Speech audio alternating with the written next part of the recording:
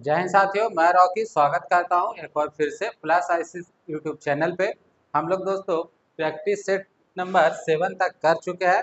आगे हम लोग कंटिन्यू करते हैं प्रैक्टिस सेट नंबर 8 को। आशा करते हैं दोस्तों ये सीरीज आप लोगों को अच्छी लग रही हो। आइए हम लोग चलते हैं पहला प्रश्न की तरफ। पहला क्वेश्चन क्या चीज बोल रहा है कि किस वायसराय पहला क्वेश्चन क्या चीज बोल रहा है कि किस वायसराय के काल के दौरान यूरोपीय सैनिकों ने भारत में श्वेत विद्रोह किया। क्या चीज दोस्तों, क्या चीज बोल रहा है कि श्वेत विद्रोह किस वायसराय के दौरान हुआ था, किसके द्वारा किया गया था, तो यूरोपीय सैनिकों के द्वारा। ऑप्शन पढ़िए, चार ऑप्शन दिए गए हैं, चारों ऑप्शन को पढ़िए, इसका सही आंसर टिक कीजिए। क्या चीज, पहला ऑप्शन क्या बोल रहा है, लॉर्ड मेयो के कार्यकाल के दौरान, या लॉर्ड रिपन के कार्यकाल के दौरान, या लॉर्ड लिटन के कार्यकाल के दौरान, या लॉर्ड कैनिंग के कार्यकाल के दौरान। तो याद रखिएगा जो श्वेत विद्रोह है, क्या चीज, जो श्वेत विद्रोह है वो 2 बार हुआ। कब कब, 1858 ईस्वी में, 1858 में। और दूसरा बार कब हुआ था, ये पहला बार, याद रखिएगा क्या चीज, पहला बार।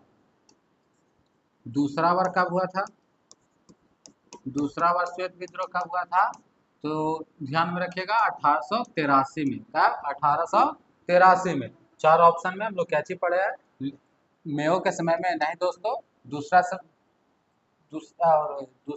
रिपन के समय में। तो दूसरा रिपन का कार्यकाल क्या चीज था, 1881-82 में रिपन का कार्यकाल था दोस्तों। तो रिपन इसका सही आंसर होगा। लेकिन ये क्या चीज, दूसरा बार, याद रखिएगा क्या चीज, दूसरा बार हुआ था। लिटन के समय में नहीं, और कैनिंग के समय में हुआ था 1858 ईस्वी में। इसको ध्यान में रखिएगा। और आगे चलते हैं, कैनिंग के बारे में जानते हैं कि कैनिंग के कार्यकाल में और कौन कौन सी घटना हुई थी। जैसे में कैनिंग क्या चीज, भारत का प्रथम वायसराय, अगर पूछे भारत का पहला वायसराय पूछे, भारत का पहला वायसराय, पहला वायसराय, पहला वायसराय का नाम पूछे तो क्या चीज हो जाएगा, कैनिंग हो जाएगा। फिर याद रखिएगा भारत का पहला वायसराय 1856 में, 1856 में कैनिंग के द्वारा ही दोस्तों क्या चीज, विधवा पुनर्विवाह अधिनियम था वो लागू किया गया था। याद रखिएगा कब, 1856 ईस्वी में क्या चीज, विधवा पुनर्विवाह अधिनियम।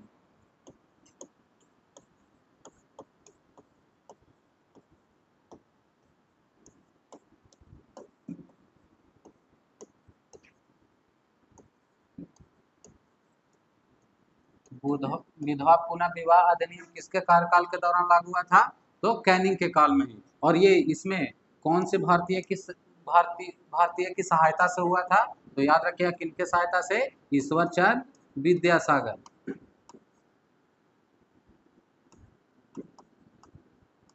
ईश्वर चंद्र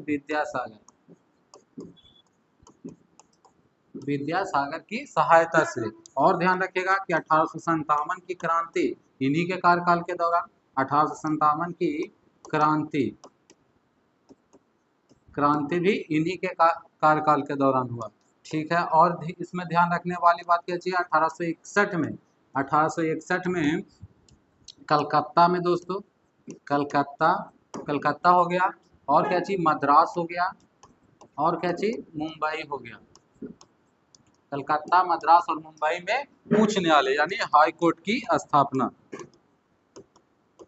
किसके द्वारा किया गया था, तो कैनिंग के काल के दौरान ही किया गया था। और एक बात जो बहुत बार पूछा गया है, हड़प की नीति दोस्तों किसके कार्य, हड़प की नीति चालू तो किया था डलहौजी द्वारा, लेकिन समाप्त किसने किया था, तो कैनिंग ने हड़प की नीति को, हड़प की नीति को समाप्त किया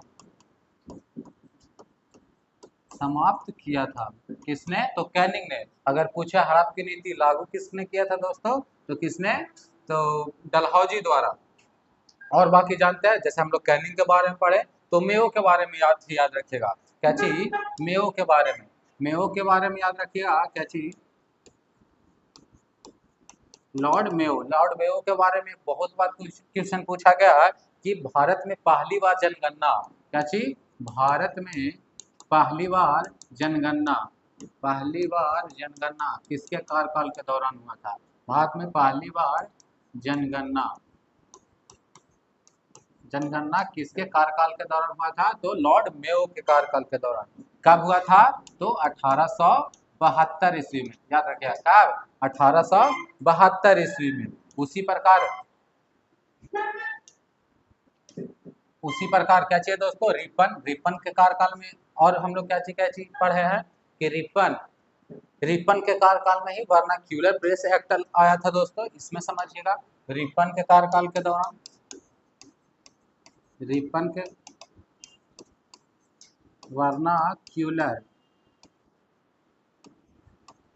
वर्नाक्यूलर प्रेस एक्ट कब आया था? तो रिपन के कार्यकाल के दौरान ही। कब? 1878 ईस्वी में। और वर्नाक्यूलर प्रेस एक्ट हटा कब था? तो याद रखिएगा लिटन के कार्यकाल में।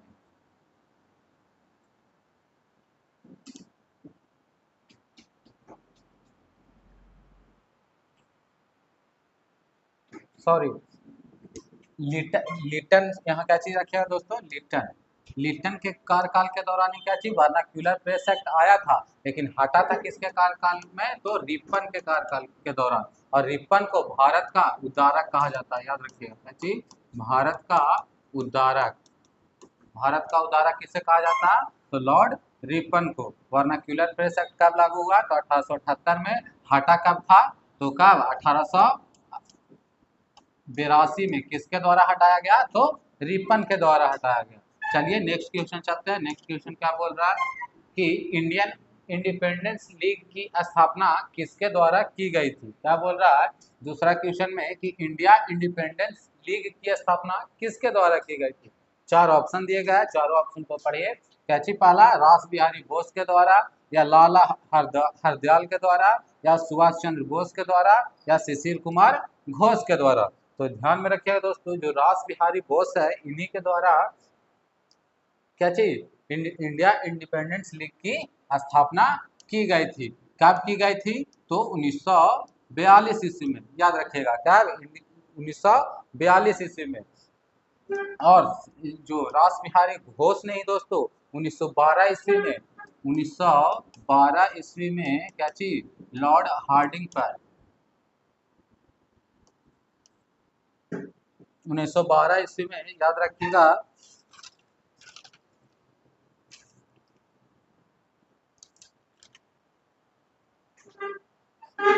1912 ईस्वी में लॉर्ड हार्डिंग पर इन्होंने बम फेंका था।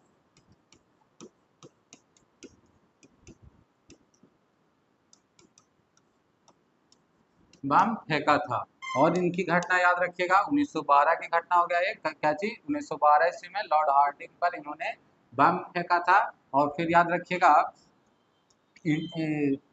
इन्होंने ही दोस्तों 1942 में इंडिया इंडिपेंडेंस लीग की स्थापना की थी। और एक घटना याद रखिएगा क्या चीज? एक संस्था की स्थापना भारतीय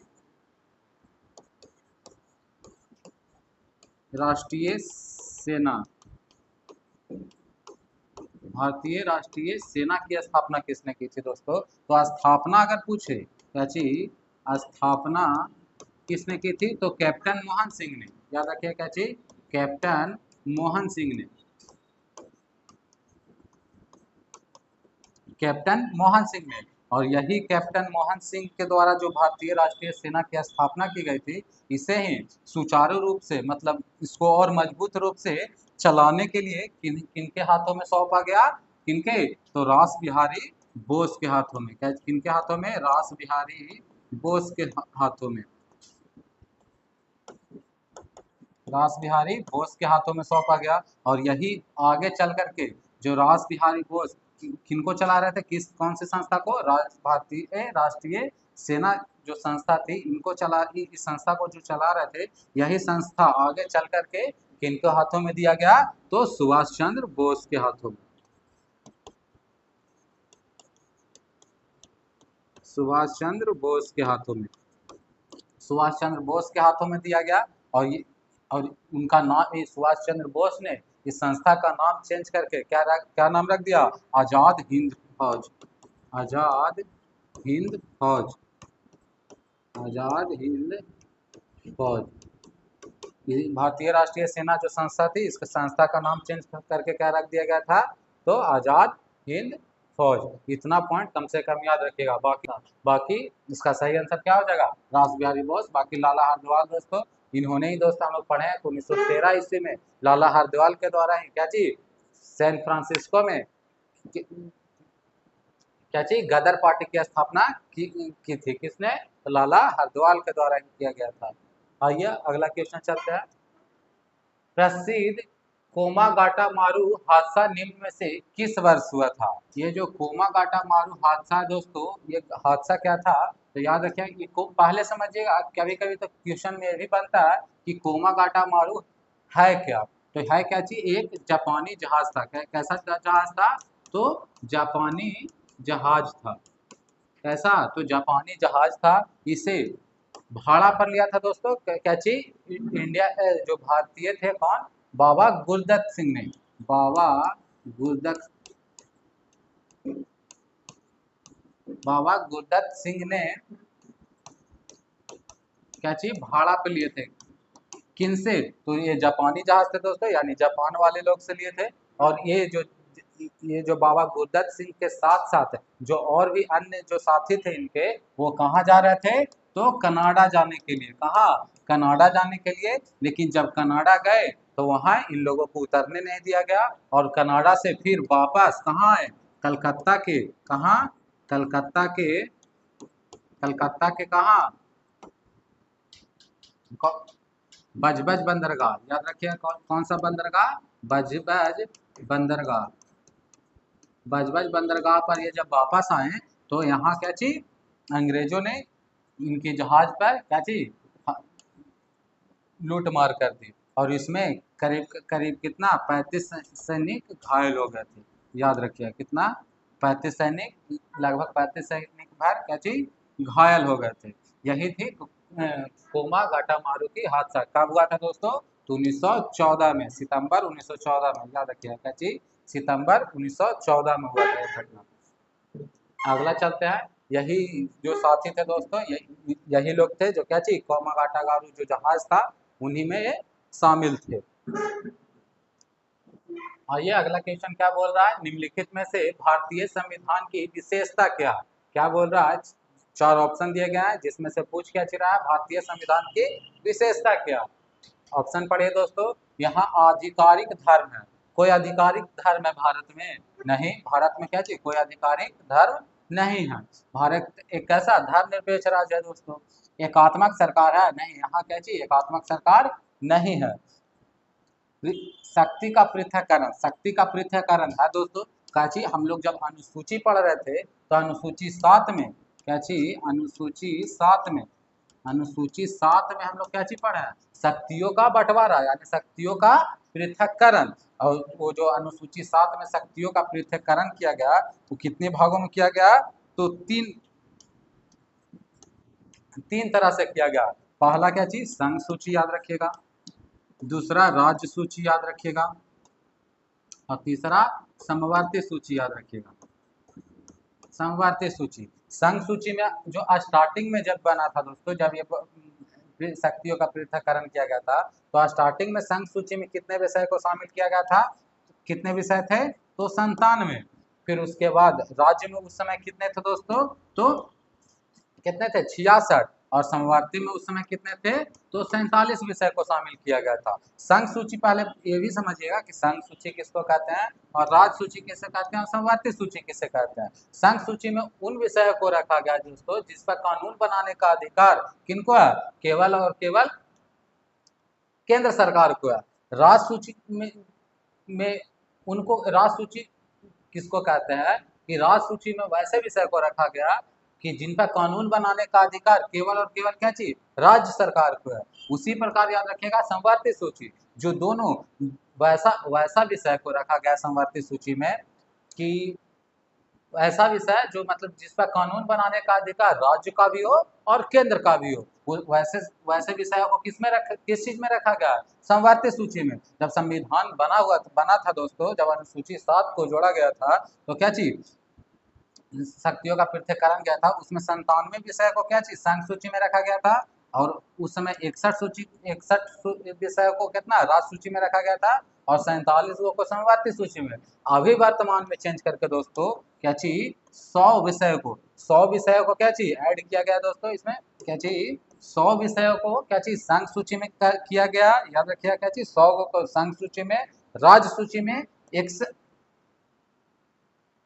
यहाँ यहाँ ध्यान रखिएगा, ये 66 होगा दोस्तों, क्या चीज 66, राज्य सूची में स्टार्टिंग में 66, अभी वर्तमान में 61। याद रखिएगा संवर्ती में कितना है अभी वर्तमान में, 52 विषयों को रखा गया। ये ज्यादातर यही पूछेगा आपको, ये याद में रखिएगा वर्तमान वाला, कि वर्तमान में कितना है संघ सूची में विषयों की संख्या 100, राज्य सूची में 61, संवर्ती में 52, ये याद होना चाहिए। बाकी शक्तियों का पृथक्करण किया गया, क्या कौन सा अनुसूची में, अनुसूची 7 में हम लोग ये पढ़े हैं। इसका सही आंसर क्या हो जाएगा, शक्ति का पृथक्करण, इनमें से कोई नहीं तो होगा नहीं दोस्तों, याद रखिएगा। अगला क्वेश्चन की तरफ चलते हैं। आइए अगला क्वेश्चन पढ़िए, क्या बोल रहा, रेड डाटा बुक पुस्तक किसका रिकॉर्ड है? रेड डाटा बुक है जो किसका रिकॉर्ड रखता है, किस चीज का? तो याद रखिएगा सभी संकट प्राणी का, या जीवाश्म का, या सभी संकटपन पादप का, या एक से अधिक। तो इसका सही आंसर कौन सा हो जाएगा, तो एक से अधिक। ये क्योंकि रेड डाटा बुक में हमको क्या चीज सभी संकट प्राणियों का भी जानकारी मिलता है दोस्तों, जीवाश्म का नहीं, जीवाश्म का जानकारी नहीं मिलता है। याद रखिएगा सभी संकट पादपों का भी जानकारी मिलता है, याद रखिएगा सभी संकट पादपों का भी जानकारी मिलता है। तो एक से अधिक इसका सही आंसर हो जाएगा, ध्यान में रखिएगा। ये बहुत बार पूछा गया है जी कि रेड डाटा बुक क्या है, तो उसमें ऑप्शन में रहेगा इसमें संकट प्राणियों की क्या चीज, जो जो प्राणी संकट में है उनका डेटा रखा जाता है, कौन कौन से प्राणी अभी विलुप्त होने वाले हैं उसका डेटा रखा जाता है, कौन कौन सा पेड़ लुप्त होने वाला, विलुप्त होने वाला, उसका उसका विवरण उसका मतलब रिकॉर्ड रखा जाता है किसमें, तो रेड डाटा बुक में रखा जाता है, याद रखिएगा। अगला क्वेश्चन चलते हैं। अगला क्वेश्चन क्या बोल रहा है, शुक्राणु तथा अंडाणु का संलयन आमतौर पर निम्न में से कहाँ पर होता है? क्या बोल रहा है, शुक्राणु तथा अंडाणु का संलयन आमतौर पर निम्न में से कहाँ पर होता है? ऑप्शन पढ़िए दोस्तों, क्या बोल रहा है, अंडाशय में, या डिंडी वाहिनी में, या गर्भाशय में, या इनमें से कोई नहीं। क्या बोल रहा है, शुक्राणु तथा अंडाणु का संलयन कहाँ होता है दोस्तों? तो याद रखिएगा डिंडी वाहिनी में। इसी को क्या चीज बोला जाता है, फिलोपियन ट्यूब बोला जाता है। आइए इसको समझते हैं अच्छा से। ये हो गया हमारा क्या चीज, यूट्रस यानी गर्भाशय। ये क्या चीज हो गया दोस्तों, हमारा क्या चीज, गर्भाशय हो गया। ये हमारा क्या हो गया, अंडाशय। और ये क्या चीज हो गया, ये भी अंडाशय। क्या चीज, पुरुषों में महिलाओं में कितने अंडाशय होते हैं, दो दोस्तों, एक इधर और एक इधर। हमारा जो क्या चीज किनके बारे में जानना था, फिलोपियन ट्यूब के बारे में।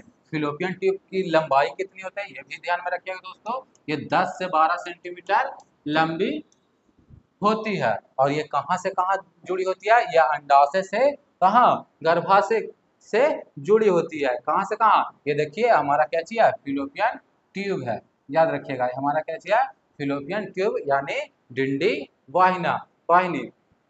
और ये कहाँ से कहाँ, ये अंडाशय से कहाँ से जुड़ा हुआ है, अंडाशय से और गर्भा गर्भाशय से जुड़ा हुआ है, गर्भाशय से जुड़ा हुआ है। इसका सही आंसर कौन सा हो जाएगा, तो डिंडी वाहिनी। आइए ये देखिए दोस्तों, महिला नसबंदी जो महिला में जो नसबंदी होता है वो कैसे होता है, जैसे में ये हमारा जो इसका जो मुख्य कार्य क्या बतला है कि जो अंडाशय में जो अंडा बनता है, जो अंडाशय में जो अंडा बनता है वो डिंडी वाहिनी के द्वारा ही दोस्तों कहाँ, गर्भाशय में जाता है। लेकिन नसबंदी जब होता है तो क्या क्या करता है कि यहीं पर जो जो डिंडी वाहिनी है, जो फिलिपियन ट्यूब है, उन्हीं को काट करके बांध दिया जाता है, याद रखिएगा। इसी के कारण आगे जो अंडा है वो कहाँ, गर्भाशय में पहुंच नहीं पाता। यही क्रिया होता है, समझिएगा। बाकी आगे चलते हैं अगला प्रश्न की ओर। अगला प्रश्न क्या बोल रहा है, 7वें खेलो इंडिया यूथ गेम्स 2025 में बिहार का रैंक क्या है। जो 7वां खेलो इंडिया यूथ गेम्स है जो 2025 में हुआ था, उसमें बिहार का रैंक कौन सा स्थान पर रहा दोस्तों। तो कौन सा स्थान पर, तो 15वां स्थान पर। याद रखिएगा कौन सा स्थान, तो 15वां स्थान पर रहा था। जिसमें ये जो खेलो इंडिया यूथ गेम है 2025 का जो ये कहाँ आयोजित हुआ था दोस्तों, याद रखिएगा। तो कहाँ, बिहार में। कहाँ आयोजित हुआ था, बिहार में। और बिहार में कौन कौन सा शहर में दोस्तों, तो याद रखिएगा पटना में हुआ था। पटना, गया, पटना हो गया, गया हो गया, राजगीर हो गया,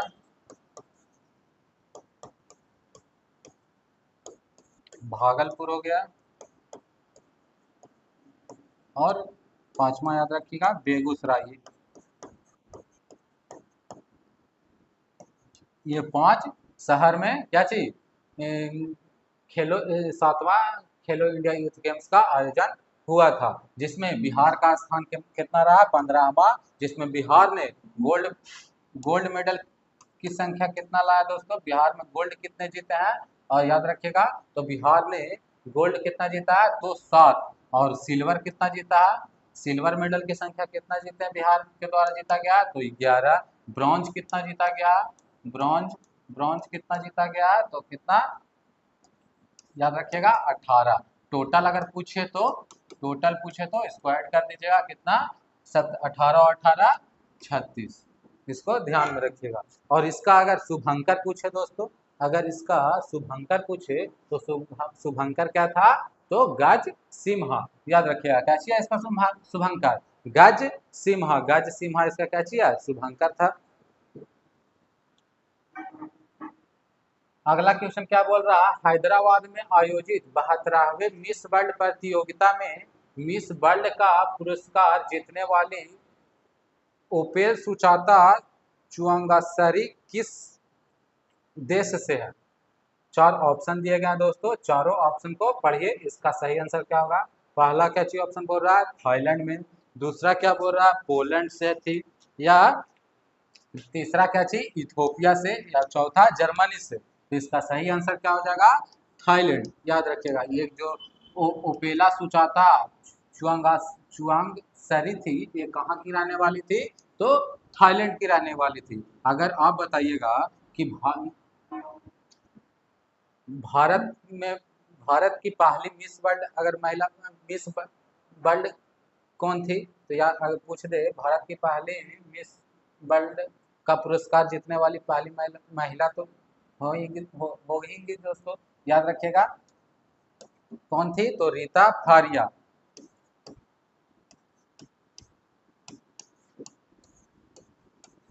कब जीती थी रीता फारिया द्वारा, कब जीता गया था, तो 1966 ईस्वी में। अगला क्वेश्चन चलते हैं। अगला क्वेश्चन क्या बोल रहा है, कुछ कुछ पीला प्रतीत होने वाला ग्रह निम्न में से कौन सा है। 4 ग्रह दिए गए दोस्तों, चारों ऑप्शन को पढ़िए। क्या चाहिए, क्षुद्र ग्रह, शनि ग्रह, या मंगल ग्रह, या शुक्र ग्रह। क्षुद्र ग्रह दोस्तों, ये क्षुद्र ग्रह है, ये आमतौर पर हम लोग पढ़े हैं क्या चाहिए, ये मंगल और बृहस्पति, क्या चाहिए मंगल और बृहस्पति ग्रहों के बीच में पाने वाला चट्टानीय पिंड है दोस्तों। क्या चाहिए, चट्टानीय पिंड है मंगल और बृहस्पति। मंगल और बृहस्पति के बीच में पाए जाने वाला क्या चीज, चट्टानीय पिंड है। शनि ग्रह दोस्तों, शनि ग्रह का कैसा, पीला दिखाई देता है, नहीं, इसका आंसर नहीं होगा दोस्तों।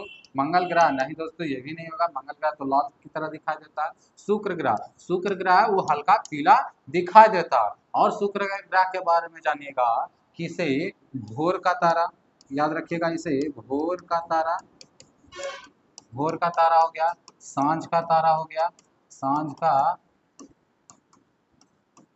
का तारा, भोर का तारा, सांझ का तारा किसे कहते हैं, तो शुक्र को कहते हैं।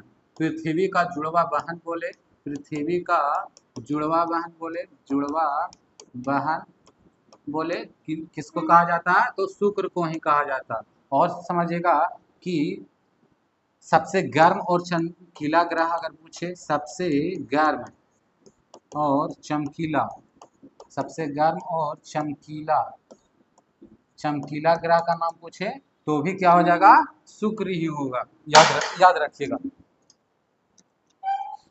इतना शुक्र ग्रह के बारे में कम से कम ध्यान में रखना। भोर का तारा किसे कहते हैं, सांझ का तारा किसे कहते हैं, शुक्र ग्रह को। पृथ्वी का जुड़वा बहन शुक्र ग्रह को। सबसे गर्म एवं चमकीला ग्रह किसको बोलते, कौन है, तो शुक्र ग्रह ही है। आइए अगला क्वेश्चन चलते हैं। अगला क्वेश्चन क्या बोल रहा है, सोन नर्मदा तथा महा नदी का उत्पत्ति स्थल अमरकंटक कहाँ स्थित है। क्या बोल रहा है, जो सोन नर्मदा और महानदी का जो उत्पत्ति स्थल है दोस्तों, अमरकंटक, अमरकंटक से ही निकलती है दोस्तों। कौन कौन सी नदी, सोन नदी हो गया, महानदी हो गया और नर्मदा नदी हुआ। ये तीनों नदी कहाँ से निकलती है, अमरकंटक की श्रेणी से। और ये जो कौन, जो अमरकंटक, सॉरी अमरकंटक से निकलती है, और अमरकंटक जो है वो कौन सी श्रेणी में स्थित है, वो पूछ रहा है इसका आंसर। तो क्या चीज ऑप्शन दिया गया, पहला क्या चीज दिया है, मैकाले श्रेणी, दूसरा मकालू श्रेणी, तीसरा राजमहल श्रेणी, या चौथा महादेव पहाड़िया। तो इसका सही आंसर क्या हो जाएगा दोस्तों, मैकाल श्रेणी। ये जो अमरकंटक है वो कौन सी श्रेणी में स्थित है, तो महादेव श्रेणी में स्थित है, याद रखिएगा। फिर इसमें इसमें ध्यान रखने वाली क्या बात है दोस्तों, कि जो जो मैकाल श्रेणी हो गया, ये किसका भाग है, कौन सा पर्वत का भाग है, तो याद रखिएगा क्या चीज, सतपुड़ा पर्वत, सतपुड़ा पर्वत। ये सतपुड़ा पर्वत है, ये तीन भागों में बटा हुआ है। क्या चीज, तीन श्रेणियों में बटा हुआ, याद रखिएगा। पहला श्रेणी का नाम क्या चीज रखा गया, पहला श्रेणी का नाम क्या रखा गया है, तो राजपीपला श्रेणी, राजपीपला। दूसरा का याद रखिएगा महादेव श्रेणी, महादेव श्रेणी। और तीसरा का याद रखिएगा दोस्तों, क्या चीज, यही मैकाल श्रेणी। क्या चीज, मैकाल, मैकाल श्रेणी। ये तीनों किसके भाग है, तो सतपुड़ा पर्वत का, किसका, सतपुड़ा पर्वत का ही भाग है। अब इसमें समझने वाली बात क्या है, क्वेश्चन कहाँ से बनता है, कि जैसे में अगर महादेव जो श्रेणी है, वो महादेव श्रेणी का अगर सबसे ऊंची चोटी पूछ दे, सबसे ऊंची चोटी का नाम पूछे, तो क्या क्या बताइएगा, क्या चीज, धूपगढ़ी। क्या चीज, धूपगढ़ी। और धूपगढ़ी है, ये पूरा सतपुड़ा पर्वत का भी अगर पूछे कि सतपुड़ा पर्वत की सबसे ऊंची चोटी कौन सा हो जाएगा, तो कौन सा पर्वत, क्या कौन सा चोटी, धूपगढ़ी चोटी होगा इसका आंसर। अब अगर अगर पूछे महादेव पर्वत का, तो भी धूपगढ़ी। उसी प्रकार याद रखिएगा, जो मैकाल श्रेणी का सबसे ऊंचा चोटी कौन सा है दोस्तों, सबसे ऊंचा चोटी अगर पूछे कौन सा हो गया, तो ये अमरकंटक हो गया, अमरकंटक श्रेणी। अमरकंटक श्रेणी का से ही ये तीनों नदी निकलती है, कौन कौन सा, सोन नदी, नर्मदा नदी और महानदी। और अमरकंटक श्रेणी का, अमरकंटक जो जो चोटी है दोस्तों, कि कौन सा श्रेणी में है, तो मैकाल श्रेणी में है, याद रखिएगा। और मैकाल श्रेणी, महादेव श्रेणी, राजपीपला श्रेणी किसका भाग है, सतपुड़ा पर्वत का भाग। अगला क्वेश्चन चलता है दोस्तों। अगला क्वेश्चन क्या बोल रहा है, बौद्ध ग्रंथ नियम, बौद्ध ग्रंथ नियम, क्या चीज बोल रहा है, बौद्ध ग्रंथ विनय पिटक के संबंध में निम्न कथनों में से क्या सही है। हम लोग तीन पिटक का नाम जानते हैं दोस्तों, तीनों पिटक का नाम पहले देखिए, कौन कौन सा पिटक, क्या चीज, सूत पिटक, सूत सूत पिटक, विनय पिटक, विनय पिटक, और तीसरा अभिधम पिटक, अभिधम पिटक। ये तीन पिटकों में से क्या पूछ रहा है, कि जो विनय पिटक के संबंध में कौन सा युग्म सही है, कौन सा कथन सही है। तो याद रखिए, पहला ऑप्शन को पढ़िए, पहला कथन को पढ़िए, क्या बोल रहा है, इनके मुख्य चार अंग है, इनके मुख्य चार अंग है। तो याद रखिएगा, जो विनय पिटक है, ये विनय पिटक के चार अंग नहीं, कितने अंग है, तो कितने, ये तीन अंग है, यानी तीन भाग है। याद रखिएगा, जो विनय पिटक के कितने भाग है, तीन भाग है। फिर याद रखिएगा, अगला कथन पढ़िए, क्या बोल रहा है, बौद्ध भिक्षुओं के 227 नियम है इसमें, जो विनय पिटक है इसमें बौद्ध भिक्षुओं के 227 नियम है। तो हाँ, इसमें बौद्ध विनय पिटक में बौद्ध भिक्षुओं के कितने 227 नियम हैं। तीसरा कथन को पढ़िए, बुद्ध के पूर्व जन्म की कथाएं मिलती है। बुद्ध जो बुद्ध है दोस्तों, ये बुद्ध के पूर्व जन्म की जो कथाएं हैं ये किसमें मिलती है, तो याद रखिएगा जातक कथाएं में। याद रखिए किसमें, जातक जातक कथाएं में मिलती हैं, ना कि विनय पिटक में। ये भी गलत हो जाएगा। फिर पढ़िए, बौद्ध भिक्षुओं को के 311 नियम है। क्या चीज बोल रहा है कि बौद्ध भिक्षुनियों को, यहाँ भिक्षुओं था दोस्तों, यहाँ भिक्षुनियों है, भिक्षुनियों के कितने नियम है, 311। किसमें, विनय पिटक में। हाँ ये है दोस्तों, याद रखिएगा इसमें कितना 311 नियम है। इसका सही आंसर कौन सा हो जाएगा, केवल एक और दो नहीं, 2 और 4, 2 और 4 किसमें है, तो 3 वाला में। इसका सही आंसर कौन सा हो जाएगा, तो 3 वाला। आज के लिए इतना ही दोस्तों। इसका अगर पीडीएफ चाहते हैं तो टेलीग्राम ग्रुप से जुड़कर इसका पीडीएफ प्राप्त कर सकते हैं। बाकी वीडियो अच्छा लगा होगा तो शेयर जरूर कीजिएगा। मिलते हैं नेक्स्ट वीडियो में। जय हिंद।